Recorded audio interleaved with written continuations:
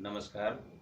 रामगुलाम राय शिक्षा प्रशिक्षण महाविद्यालय गोरखपुर के यूट्यूब ऑनलाइन चैनल में मैं धर्मेंद्र कुमार आज संगीत शिक्षण विषय लेकर के उपस्थित हुआ हूँ। इससे पहले इसके पहले वाले वीडियो में हम संगीत के पार्ट पर चर्चा कर रहे थे, जिसमें आप सभी को बताया था कि सबसे पहले वंदना आती है, फिर उसके बाद वंदना के बाद भजन, भजन के बाद स्थानीय लोकगीत, फिर उसके बाद स्थानीय लोक नृत्य और सबसे लास्ट में जाकर के राष्ट्रीय एकता संबंधी गीत या फिर देशभक्ति गीत। ये इसके प्रकार बताए थे हमने। तो इसमें स्थानीय लोकगीतों की चर्चा पिछले वीडियो में हो चुकी थी। आज हम सब स्थानीय लोक नृत्य जो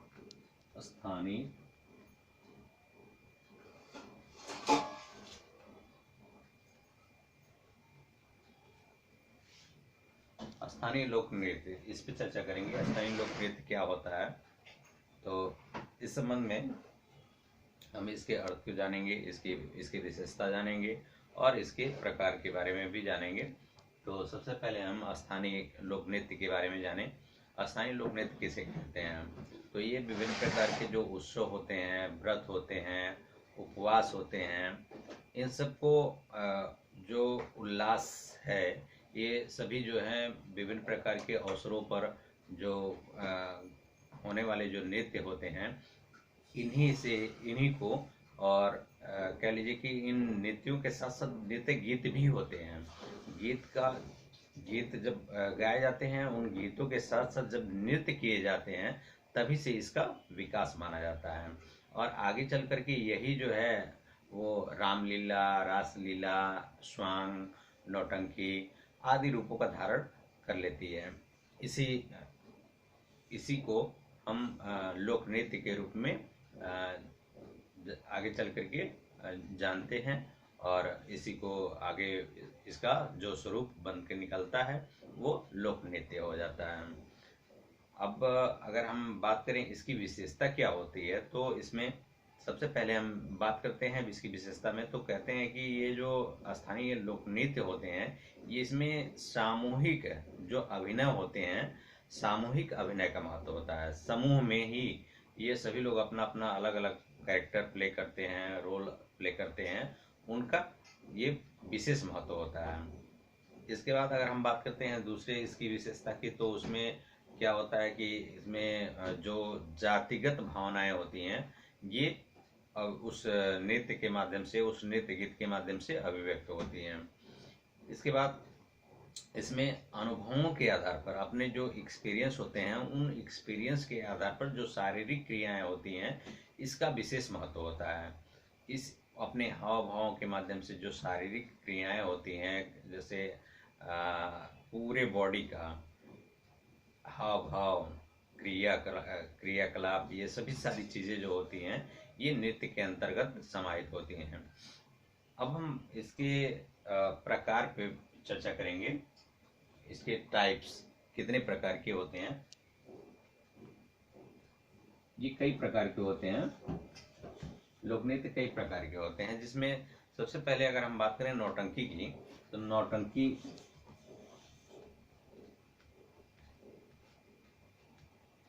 ये लोक नृत्य है, एक विशेष प्रकार की एक लोक नृत्य है जो उत्तर प्रदेश में प्रचलित मानी जाती है। खास तौर से देखी जाए तो ये नौटंकी जो है, ये उत्तर प्रदेश में प्रचलित है। यह उत्तर प्रदेश के अनेक परिवार के लोग जो होते हैं, उनकी आजीविका का एक साधन भी माना जाता है। इसके बाद हम बात करते हैं चांचरी।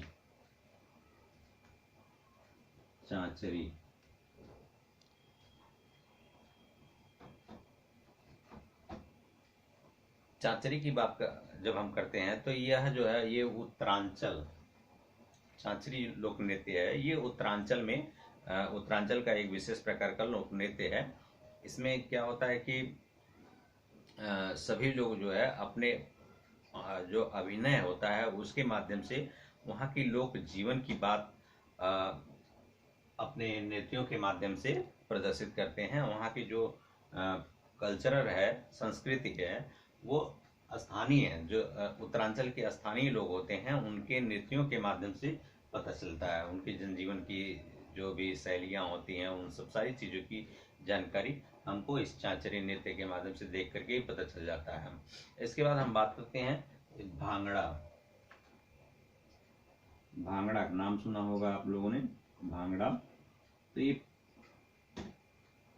पंजाब, हरियाणा और पंजाब के जो क्षेत्र हैं, ये यहाँ पर पंजाब की बात कर लें तो पंजाब में भांगड़ा होता है। पंजाबी लोग भांगड़ा डांस करते हैं। तो आपने देखा होगा, डांस शब्द अंग्रेजी है और उसी का हम हिंदी करते हैं तो नृत्य शब्द इस्तेमाल करते हैं। तो ये जो है ये आपका पंजाबी नृत्य माना जाता है और इसमें पंजाबी जो जनजीवन है उसका उल्लास प्रकट होता है। इसके बाद हम बात करेंगे शांग या स्वांग। शांग, कहीं कहीं इसको शांग के नाम से जानते हैं और स्वांग के नाम से भी इसको हम जानते हैं। स्वांग जो होता है, जब हम इसकी बात करते हैं स्वांग की, तो इसमें विशेष प्रकार के जो मुखौटे होते हैं उन मुखौटों का इस्तेमाल किया जाता है। ये जो स्वांग है ये हरियाणा में विशेष तौर पे जो है हरियाणा का लोक नृत्य माना जाता है। और ये जो स्वांग है ये संगीतबद्ध होता है और इसमें संवाद युक्त जो नृत्य होते हैं ये आपसी जो संवाद कराए जाते हैं, नृत्यों के माध्यम से आपसी संवाद कराए जाते हैं। और नृत्य और कथागत गीतों का इसमें जो है समावेश होता है। इसके बाद हम बात करेंगे झूमर। झूमर की बात हम करते हैं तो झूमर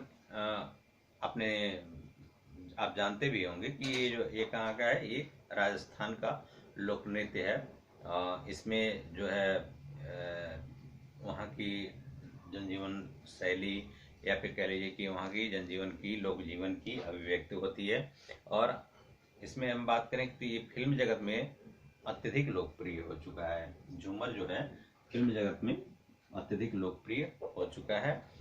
अब हम इसके अलावा और भी कुछ लोक नृत्य हैं जो खास स्थानों पर प्रचलित हैं, इसके बारे में हम थोड़ा सा चर्चा कर दें। जैसे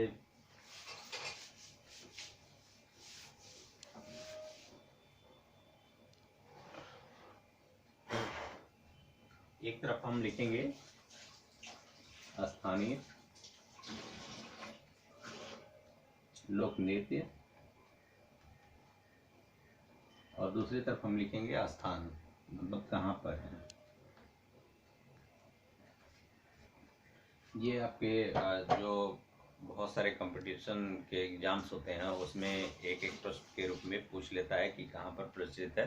तो ऐसे में अगर हम बात करें चांचरी अभी मैंने बताया ही है, चांचरी लोक नृत्य, तो ये आपका उत्तरांचल में बताया मैंने।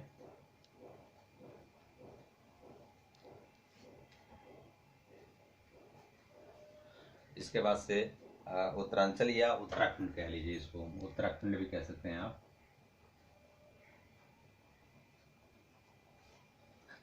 ठीक है, चांचरी, इसको उत्तराखंड में कह लीजिए। भांगड़ा अभी मैंने बताया ही है, पंजाब भांगड़ा, ये कहाँ पे है, पंजाब में। ठीक, भांगड़ा के बाद आपका स्वांग है, स्वांग हरियाणा, ये भी मैंने बताया।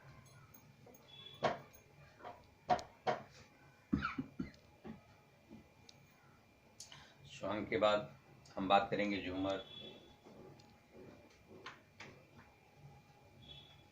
तो इसका स्थान क्या है, राजस्थान।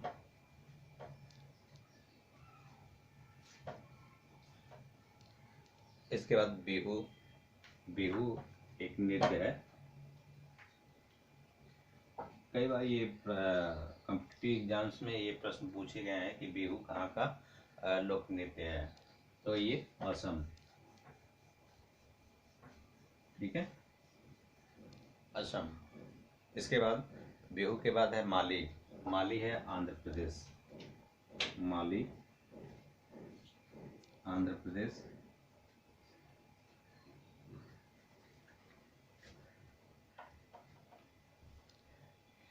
इसके बाद हम बात करेंगे लावड़ी।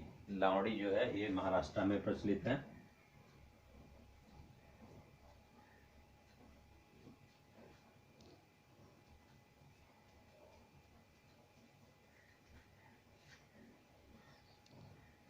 लावड़ी के बाद भूत कोला। ये सभी जो है आपके भूत कोला ये स्थानीय लोक नृत्य हैं, जहाँ से उनकी जनजीवन शैली के बारे में हमको जानकारी प्राप्त होती है कि वहाँ की जो जनजीवन शैली है वो किस प्रकार की है, किस तरह की है। तो भूत कोला कहाँ की है? कर्नाटका। ठीक है। भूत कोला के बाद हम बात करेंगे रऊफ। ये भी आया है कई बार ये प्रश्न पूछा है कि रऊफ कहाँ का स्थानीय लोक नृत्य है? रऊफ। ठीक है। तो ये रऊफ शब्द से ही जाने ये जम्मू कश्मीर का है।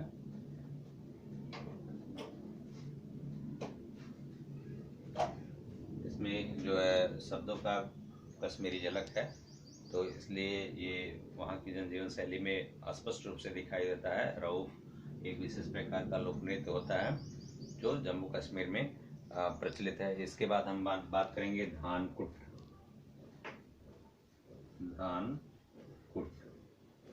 धानकुट आपका मेघालय में है।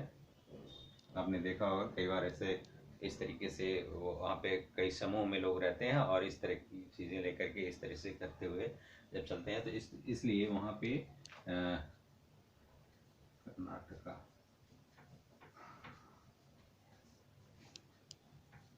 कर्नाटक की बात करेंगे, सॉरी मेघालय की बात करेंगे। ये मेघालय में है।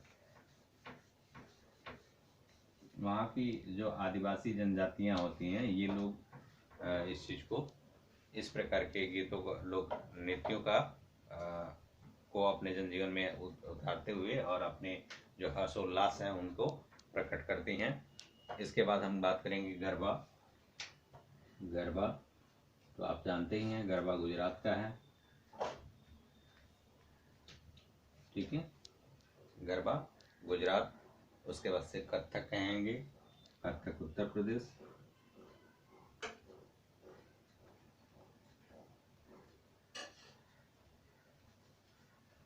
ठीक है, कथक की बात करेंगे तो कथक उत्तर प्रदेश हो गया।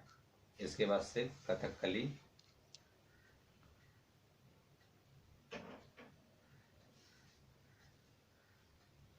कथकली की बात करेंगे तो ये है आपका केरल से।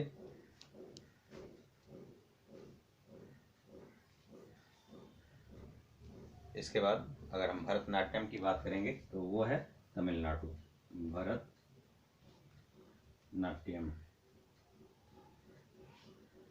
ये तमिलनाडु में प्रचलित है।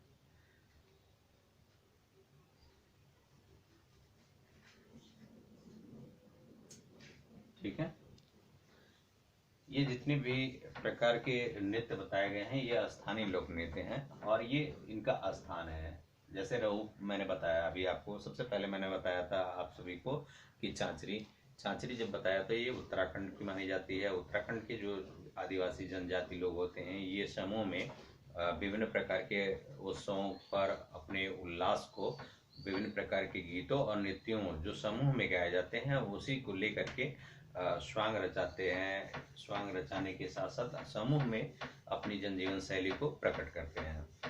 इस तरह से मैंने आप सभी को बताया था भांगड़ा, ये पंजाब का होता है, जानते ही हैं आप। उसके बाद से स्वांग बताया ये हरियाणा का है। झूमर बताया ये राजस्थान का है। बिहू असम का है। फिर उसके बाद से माली बताया मैंने, ये मध्य प्रदेश का। फिर उसके बाद से लावड़ी महाराष्ट्र का बताया। फिर उसके बाद से लावड़ी के बाद भूत कोला मैंने बताया कर्नाटका का। रऊफ मैंने बताया जम्मू कश्मीर। धानकुट मैंने बताया मेघालय का। गरबा बताया गुजरात का। कथक मैंने बताया उत्तर प्रदेश। कथकली केरल और भरतनाट्यम, ऐसे ही और भी विभिन्न प्रकार के नृत्य हैं। तो ये स्थान विशेष पर प्रचलित हैं, ये हमें महत्वपूर्ण लगा, इसलिए मैंने सोचा कि आप सभी को बता दें। तो इसमें से बहुत सारे ऐसे, जैसे मैंने थोड़ी देर पहले जो एक झूमर झूमर कह रहे हैं, एक रऊफ की चर्चा किया है। रऊफ ये कई बार कई कॉम्पिटिटिव एग्जाम्स में ये पूछ लिया है कि रऊफ कहाँ का है।